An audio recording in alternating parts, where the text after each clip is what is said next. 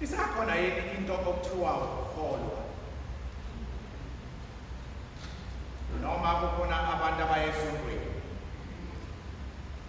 bethi bangamakholwa. Mangithi abantu angisho nina, ngizikhipha mina including me la.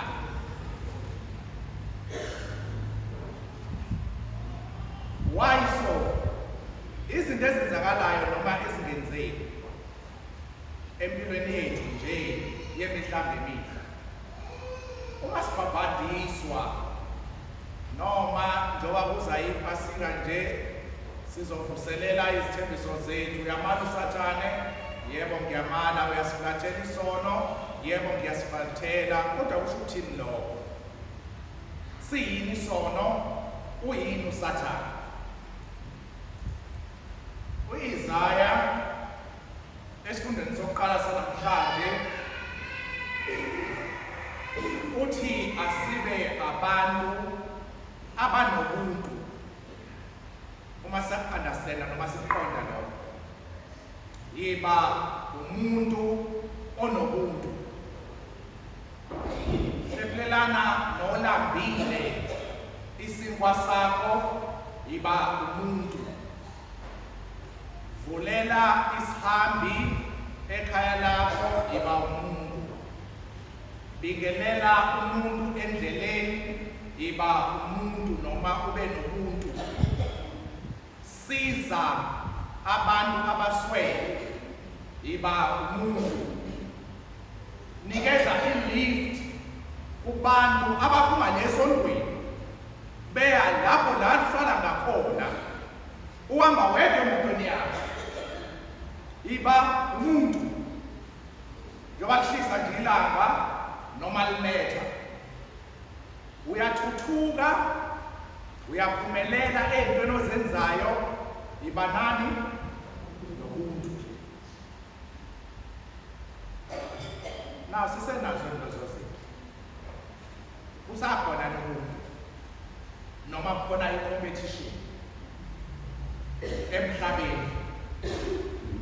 Sisenabo yini ubuntu noma khona ukubukelana phansi phakathi kwabantu?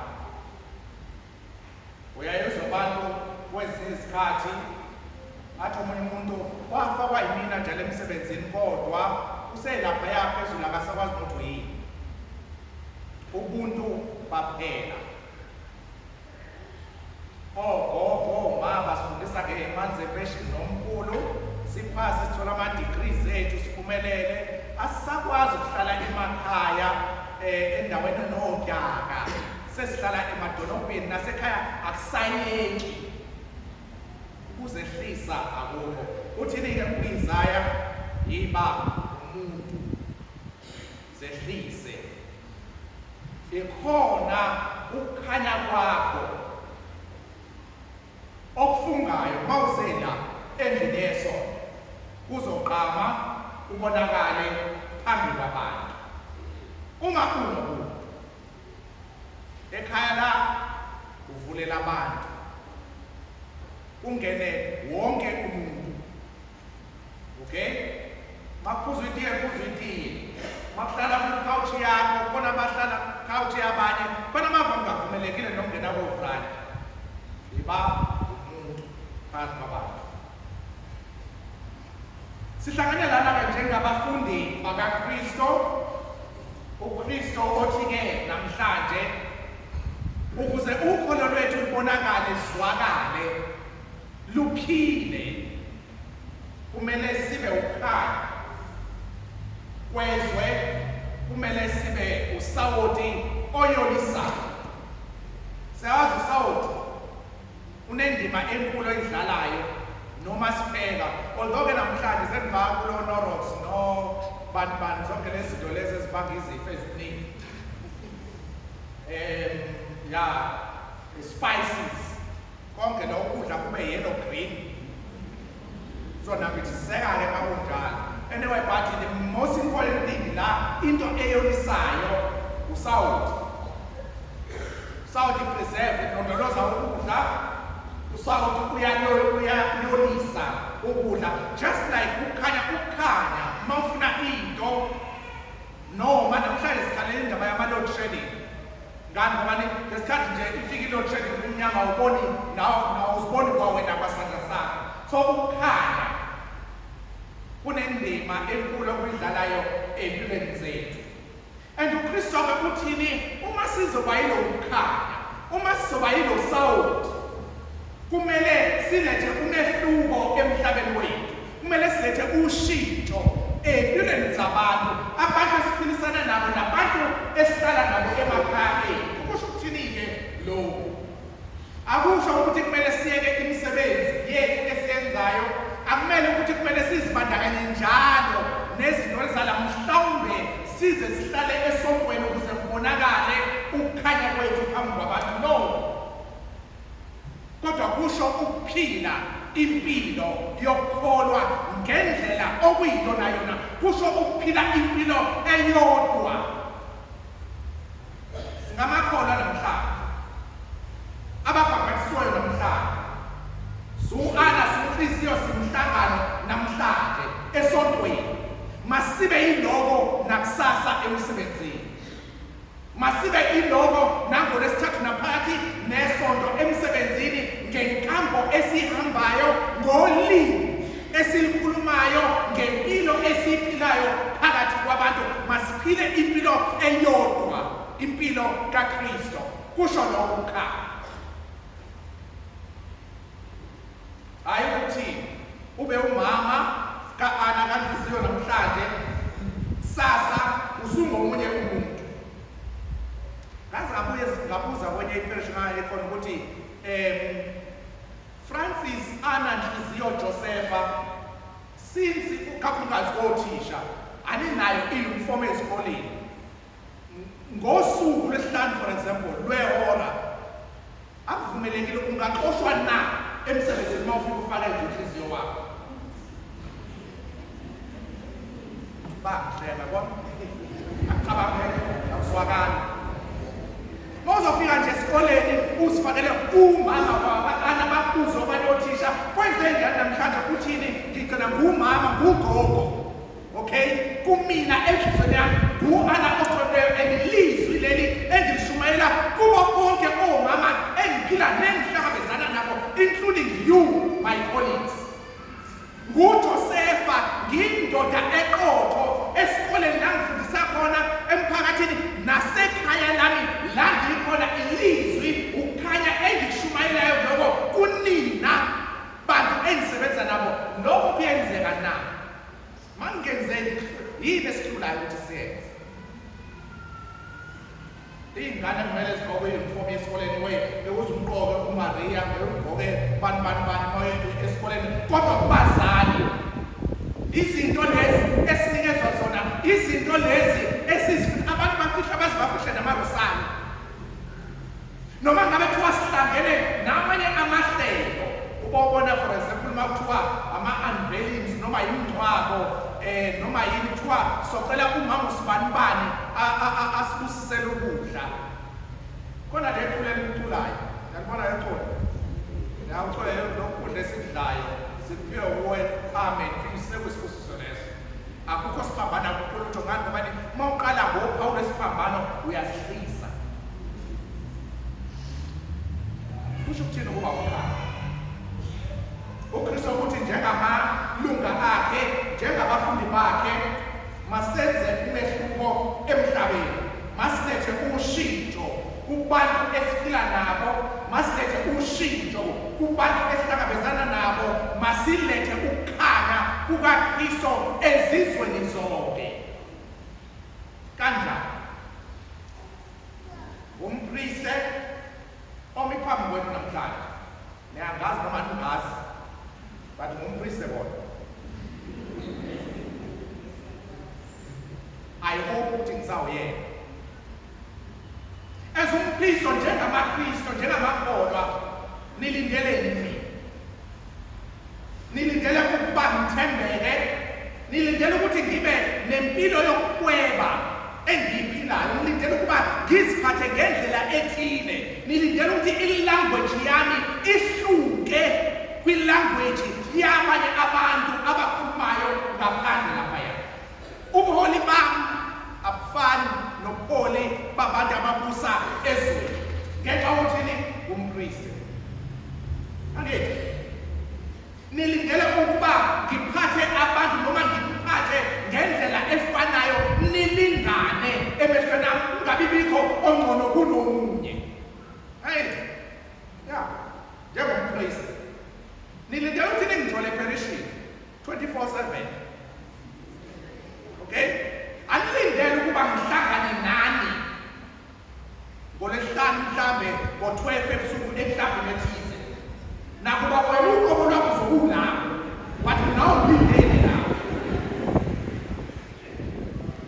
Angithi umpristi uhlala emishini, umpristi wenza amamisa, umpristi ukhulekela abagulayo, abaswele, umpristi uyathandazela, umpristi imisebenzi leyo esinikezwe yona nezinto enizilindele kuthina njengabantu abamiswe nguKristu phambi kwenu. Uma senza okuphambukile naloko, then umpristi kodwa onokodwa.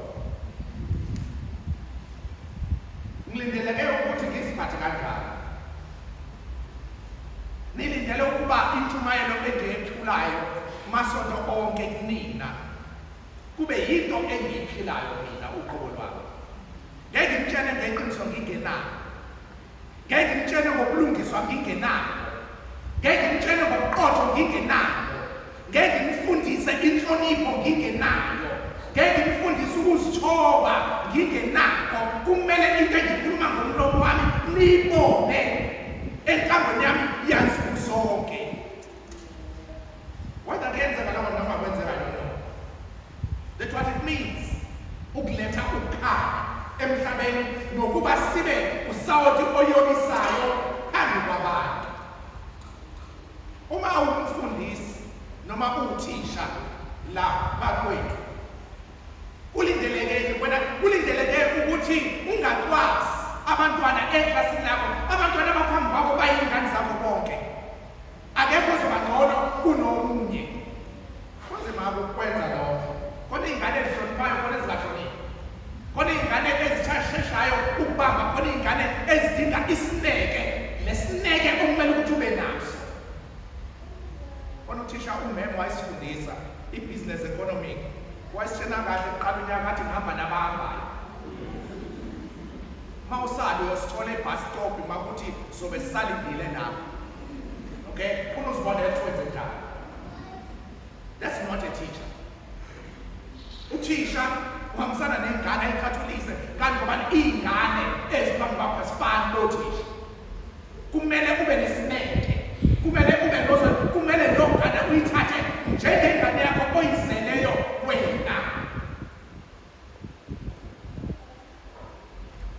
Uma uyijaji enkantolo kulindeleke ukuthi ube nobulungiswa, and ubulungiswa buyayonisa umhlaba noma isizwe. Ubulungiswa buba usawuti womphakathi wakithi. Ijaji elingalungile alilethi uxolo, alilethi ubunye, alilethi ubulungiswa phakathi kwabantu. And ijaji elilungile ilona eliletha ukukhanya phakathi kwabantu, noma umuntu ahlulela noma umuntu aboshwe ethini welicala lami ngiyalazi kungifanele vele. Uma ungusoma politiki nabantu njengoba siphila kwipolitiki namhlanje noma ngeze politiki namhlanje, kumele wenze umsebenzi wakho ngokholwa kuNkulunkulu. Namhlanje usesontweni la, kusasa useParliament noma use-ofisini lakho, iba yikholwa lapho la ukhona. Iba usawuti womhlaba oyolisayo kulowo masipala osebenza kuwona. Iba ukukhanya kulabo bantu osebenza nabo. I-corruption, ama-politicians are involved with corruption will answer a lot kanti ngoba kusuke kudlalwa ngempilo zabantu. And impilo yabantu, impilo yomuntu inamaphithele empilweni kaNkulunkulu. So, if you are a good politician, ubeka impilo yabantu bahola kuqala, abantu obasevayo kuqala. Kanti ngoba banaNkulunkulu sibizelwe phela ukuzoseva, sibizelwe ukuzosebenzela isizwe sikaNkulunkulu okuyisona esisibeke phambi kwaso. Hayi ukuthi kudle kuthina kusuthe thina kuqala. If you are a social worker, a nurse, a health worker, kulindeleke ukuthi phatha abantu ngesineke. Iba umuntu phakathi kwabantu. Angakhali umuntu esibhedlela ephethwe yinhlungu, nawe umkhalise more ngokumkhafa. Kanti ngoba awudingi lutho kuyena. That person usemseni wakho. Awenzi intando kaNkulunkulu. Awuletha ukukhanya kukaKristo kulo muntu. Awumduduzi lo muntu. Awulethi awubi usawuti oyolisayo lo muntu. Instead ufana nomuntu othela usawuti esilondeni. Uyakujabulela umfundo yakho. Manenza izifungo njengama-health workers, amanesi, nithini? Impilo yesiguli iyona yethu priority target. But kuyahluka lokho uma sosendimeni ususebenza. Why izohluka lokho? Uma sinaba, uma sanga-social workers, uma sowothisha, uma sangaphoyisa, uma singamanesi and so forth, asisebenzeni imali. While the service of abantu esibasebenzela just ifani niyafana nabapristi, okumele nifane nabapristi. Siphila ngomsaweni. Namhlanje niyasiphisiwa uma ningaphiwe nje ningangizonda ningangithengeli nesimo. Okay? Kona phela abantu abangathi hayi lo fata nje asimphiwanga. Aziphiwa abadala. So u-social worker noma a-health worker eholwa ukukhanya kukaKristo, iletha ukukhanya kukaKristo kubantu asebenza nayo. Ukukhanya okufika ne-healing, ukukhanya okufika nokududuzeka, ukukhanya okufika nesimo sokuthi enhlungwini zakho uNkulunkulu unawe ngaso sonke isikhathi. Uma uyiphoyisa, abantu balindele ukuthi yenze umsebenzi wakho ngokuqotho.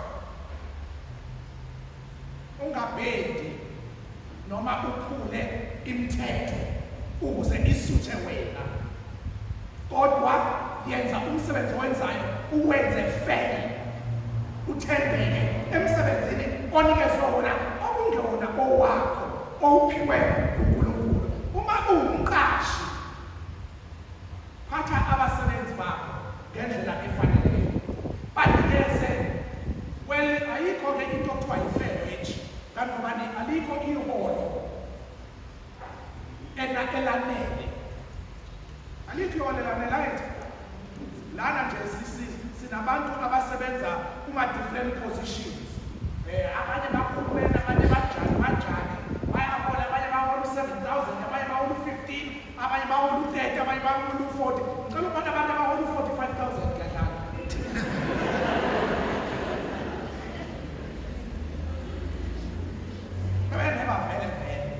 Akekho umuntu onemali, but lapho ukhona yenza umsebenzi, ulethe ukukhanya phambi kwabantu. Letha ukukhanya phambi kwabantu baqashile. Letha ukududuzeka phambi kwabantu baqashile. Letha ukujabula kwizisebenzi zakho la zisebenza khona. Uma uyisebenzi, ungabi yisela, untshontshe iholo lakho ongalisebenzelanga. Ngalokho uba ukhanya e-ofisini lakho. Ngani bonke abantu abeza kuwena baphuma bejabulile. Bonke abantu oba-athendayo, obasizayo emsebenzini wakho, bathi bephuma baphume besizakele with a smile. Okay?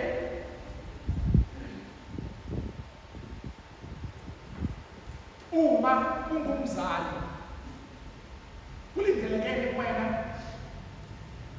iy'ngane zilindele kuwena ukuthi uziphathe njengomzali, uzifundise, uzikhulise, uziqondise.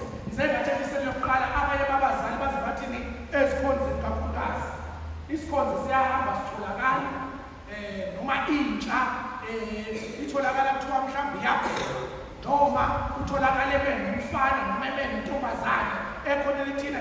Umfati uyazi nje ukuthi nenza lento. Why kumele ungumfati wazi? Why njengomzali kungamele ukuba ufake idiscipline uqondise iy'ngane? Iy'ngane zilindele ukuba sibe abazali abaqotho, sibe abazali abazozibeka ngaphambi kwekeriya yethu. Umsebenzi wethu uza second, umndeni wethu uqala. Iy'ngane zibe nesikhathi nomama, iy'ngane zibe nesikhathi nobaba, iy'ngane zibe nesikhathi nabazali bebo babili uma uNkulunkulu esabagcinile. Uma uyingane, kulindeleke ukuthi uhloniphe ekhaya, kulindeleke ukuthi uziphathe njengengane, kulindeleke ukuthi uhloniphe abazali, kulindeleke ukuthi usize abazali, kulindeleke ukuthi abazali babe negama elihle emphakathini ngawe. Umzali ezofika ekhaya ekhuluma ney'ngane zakhe athi uNkulunkulu ngisacela iy'ngane zami zifane nengane yakasibanibani. Ngani ngobani?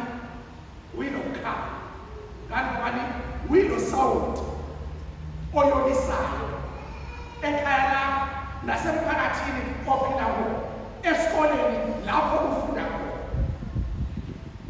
Uma ushadile, kulindeleke ukuthi ube unkosikazi oqotho umyeni wakho, kulindeleke ukuthi ube ubaba oqotho umama wakwakho, kulindeleke ukuthi umhloniphe umyeni wakho, kulindeleke ukuthi umthande unkosikazi wakho ngaso sonke isikhathi. Lindeleke ukuthi whatever challenges enihlangabezana nawo emshadweni